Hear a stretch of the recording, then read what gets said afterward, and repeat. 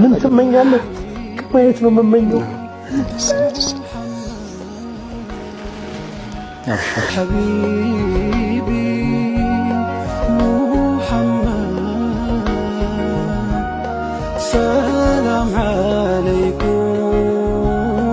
ሰላም ዐለይኩም። መለመን በጣም ያስጠላል። መለመን ደስ የሚለው አላህን ፈጣሪን ብቻ ሲሆን ነው። አትሰልችኝ። እኔ ራሱ እየተሳቀቅኩ ነውና ቪዲዮ የምሰራው ወላጅ አልባዎች በእርግጠኝነት መተው የሚደሰቱበት ቤት ነውና ይህ ደስታ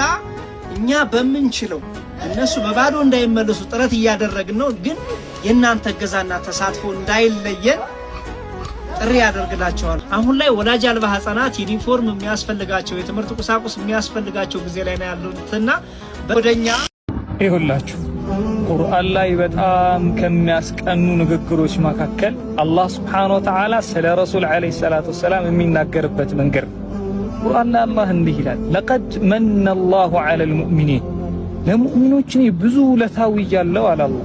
ብዙ ውለታው አለ አላህ ለሙእሚኖች ወኢን ተዑዱ ኒዕመተ አላህ ላ ተሕሱሃ እንደው ብትቆጥሩት የማትጨርሱትን ውለታው ይላችኋለሁ ግን አለ ከውለታዎች ሁሉ ትልቁ ውለታዬ ማለት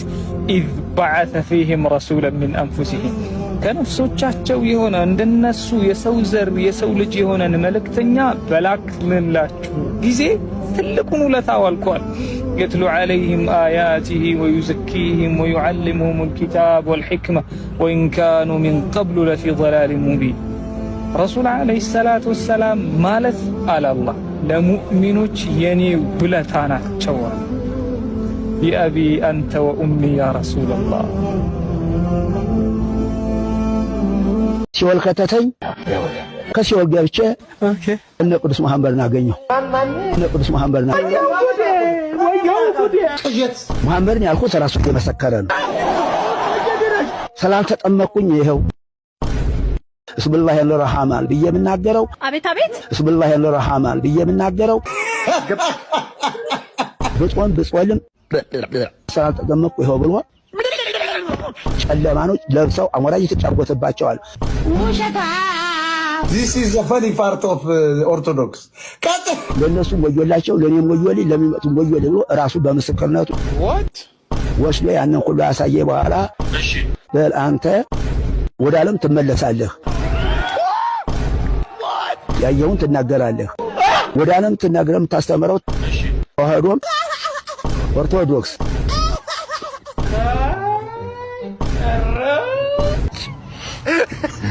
በጌታ ስም እሺ መብራን እኔ በታሪክ ውስጥ ምንፍቅና የተልከሰከሰበት ዘመን ይዘን በጣም ውድቅ አለ ምንፍቅና በጣም ወደቀ በጣም መሬት ላይ ወርውት ይስቃል ቀደላልሽ ምንፍቅና ራሱ ዝም ለካ ወራካሎ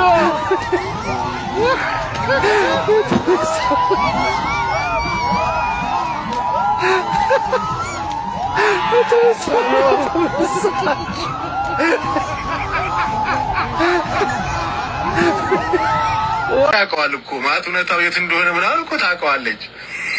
እንግዲህ ያው ኢትዮጵያ ሀገራችን ዛሬ አንቺ የምትናገሪው ቋንቋ እንኳን እኮ የኛ ቤተክርስቲያን ናት ፊደሉን ቀርጻ ዓመተ ምሕረቱን ቀምራ ቁጥር ሰጥታ አብዝታ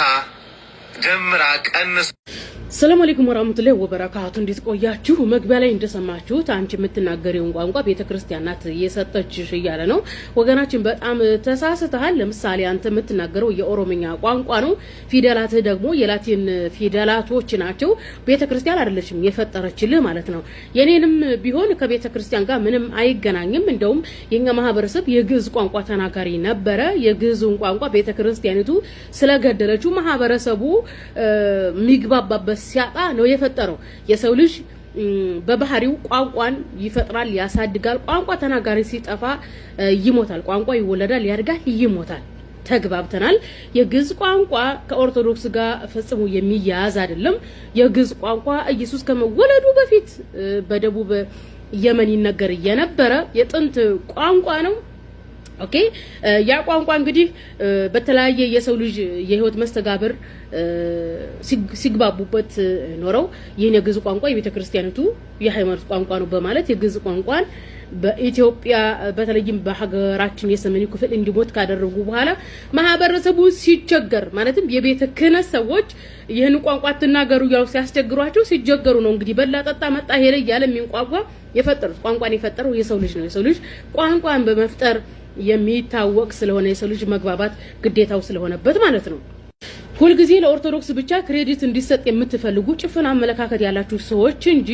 የአማርኛ ቋንቋ ከሴሜቲክ ቋንቋ የተፈጠረ ነው ሴሜቲክ ቋንቋዎች የግዕዝ የትግረኛና ሌሎች ቋንቋዎችም አሉ አማርኛ ቋንቋ ከኩሼቲክ ቋንቋም ነው የወሰደው የአማርኛ ቋንቋ ፊደሎች ቀጥታ ከግዕዝ የመጡ ናቸው በነገራችን ላይ ቤተክርስቲያኒቱ አይደለችም የፈጠረችው ፊደላቱን ራሱ ማለት ነው ምክንያቱም የግዕዝ ቋንቋ